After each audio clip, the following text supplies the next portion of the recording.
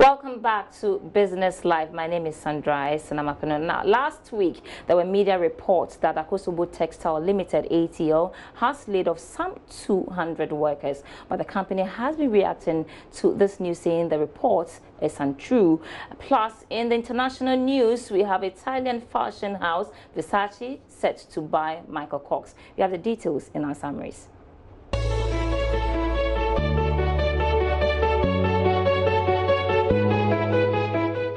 Ghana's public debt hit 159.4 billion Ghana cedis, representing 66% of GDP at the end of July 2018.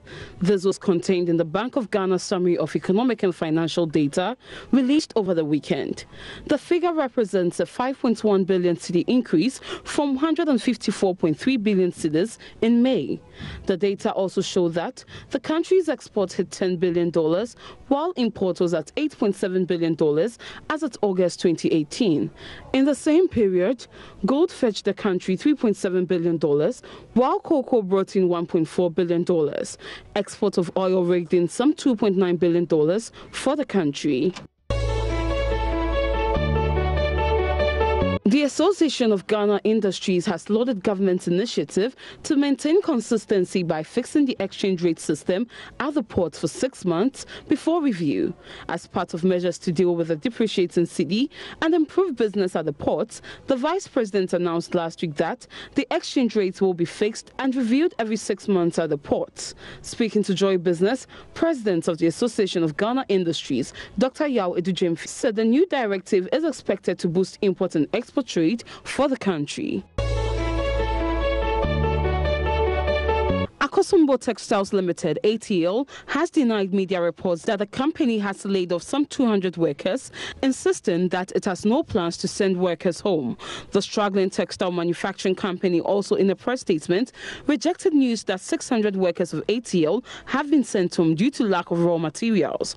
Our organization, like any other that utilizes machinery, has scheduled times for production and maintenance. Our downtime ought not to be misreported as signs of layoff, the statement said. ATL therefore assured the general public and workers that they are still in operation and such reports should be disregarded. China has accused the U.S. of trade bullying after a new round of U.S. tariffs on Chinese goods kicked in. The U.S. imposed tariffs on a further $200 billion worth of Chinese products, the largest round yet in the escalating trade war between the economic superpowers. The tariffs are in response to what the U.S. says are unfair trading practices by China. Beijing has retaliated with tariffs on $60 billion of U.S. goods. In an official white paper, as reported by Xinhua News Agency, China said the U.S. was employing trade bullyism practices, intimidating other countries through economic measures and hurting the global economy.